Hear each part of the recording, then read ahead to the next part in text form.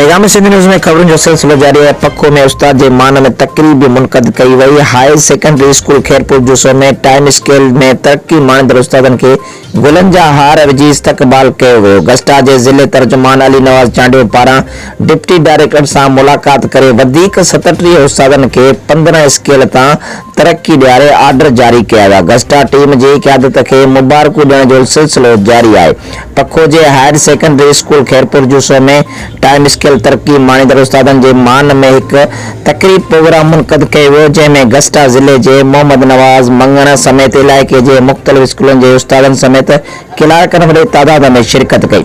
तॾहिं तकरीब में ग्रेड मानींदड़ उस्तादनि याकत Ali Mugeri, Zulfikar मंगण, Mohammad Farooq Mayo, Mansoor Soomro, Zulfikar Mugeri के गुलन जा हार पाराए मुबारकूं ॾिनियूं वयूं। ॿिए तरफ़ गस्टा जे ज़िले जे तर्जुमान अली नवाज़ चांडियो तालीम खाते जे डिप्टी डायरेक्टर शामिल अली जुणे सां मुलाक़ात करे सिंध यूनिवर्सिटी में टेस्ट पास कंदड़ उस्तादन के 14 खां 15 स्केल जा आर्डर जारी कया विया। अहिड़ी तरह डिप्टी डायरेक्टर 37 उस्तादन के तरक्की वारी लिखत में गॾियल आर्डर जारी कया विया आहिनि।